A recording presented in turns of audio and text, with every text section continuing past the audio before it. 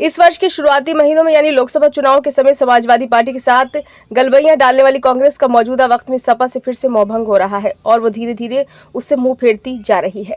कहने का मतलब यह है कि समाजवादी पार्टी के साथ गठबंधन को लेकर कांग्रेस की सोच में बदलाव दिखाई पड़ रहा है।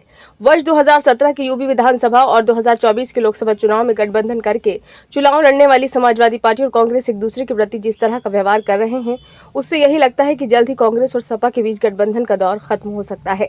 इतना ही नहीं, पिछले कुछ समय से जिस तरह से अखिलेश यादव और बसपा सुप्रीमो मायावती के बीच दूरियां बढ़ी हैं, उससे भी अखिलेश यादव अपने आप को अकेला महसूस कर रहे हैं।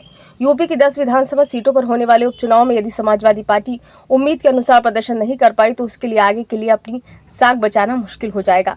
कांग्रेस और सपा के बीच बढ़ते फासले की बात की जाए तो ऐसा लगता है कि अब राहुल गांधी ने अपना लक्ष्य निर्धारित कर लिया है, उसी के अनुसार आगे बढ़ रहे हैं। जातीय जनगणना और मुस्लिमों को लुभाने में राहुल गांधी हिंदुओं पर आक्रामक होने से भी परहेज नहीं कर रहे हैं। इसका उन्हें हरियाणा और महाराष्ट्र चुनाव में फायदा होता भी दिख रहा है।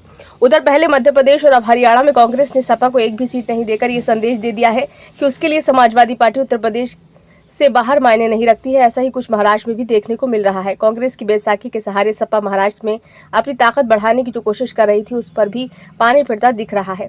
वैसे सपा की महाराष्ट्र यूनिट ने 12 सीटों पर प्रत्याशी तय कर दिए हैं। यूपी विधानसभा में नेता प्रतिपक्ष माता प्रसाद पांडे, विधायक इंद्रजीत सरोज, तूफानी सरोज और प्रभारी बनाया गया है। कुल मिलाकर दूसरे प्रदेशों में अपनी जड़ें मजबूत करने का सपना देख रहे हैं अखिलेश यादव को कांग्रेस से लगातार झटके पर झटका ही मिल रहा है। महाराष्ट्र इस कड़ी का नया हिस्सा बन गया है। सपा के पास विकल्प की बात की जाए तो फिलहाल सिर्फ यूपी विधानसभा की 10 सीटों पर होने वाले उपचुनाव में कांग्रेस को इसका जवाब दे सकती है। यूपी में सपा का स्थिति कांग्रेस से कहीं अधिक मजबूत है। हालांकि यूपी में कांग्रेस के प्रदेश अध्यक्ष अजय राय का कहना है कि उनकी पार्टी यूपी उपचुनाव में 5 सीटों पर अपने प्रत्याशी उतारने पर विचार कर रही है। यदि ऐसा हुआ तो गठबंधन टूट सकता है। दरअसल लोकसभा चुनाव में यूपी में 37 सीटें जीतने वाली सपा दूसरे राज्यों की विधानसभाओं में खाता खोलकर राष्ट्रीय दर्जा प्राप्त करना चाहती है। दूसरे राज्यों में सपा का संगठन उतना प्रभावी नहीं है जितना उत्तर प्रदेश में है। ऐसे में सपा ने कांग्रेस के सहारे चुनाव मैदान में उतरने की कोशिश कई बार की है। पहले मध्य प्रदेश विधानसभा चुनाव में सपा कांग्रेस के साथ गठबंधन करना चाहती थी। उस चुनाव में कांग्रेस के सपा से गठबंधन न करने पर सपा ने अपने दम पर 22 प्रत्याशी उतारे थे। सपा का खाता तो नहीं खुला, लेकिन कांग्रेस को कुछ सीटों पर नुकसान जरूर हुआ।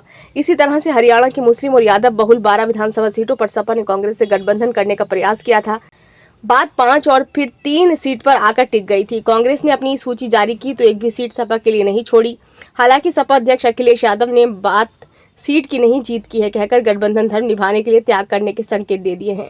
हरियाणा के सपा प्रदेश अध्यक्ष सुरेंद्र सिंह भाटी भी कहते हैं कि 3 सीटों को लेकर कांग्रेस आलाकमान ने राष्ट्रीय अध्यक्ष अखिलेश यादव को संदेश भेजा था। संगठन ने पूरी तैयारी की, लेकिन कांग्रेस इससे पीछे हट गई। वहीं दूसरी ओर जम्मू कश्मीर की 20 सीटों पर सपा ने कांग्रेस गठबंधन नहीं होने पर अपने उम्मीदवार उतार दिए हैं।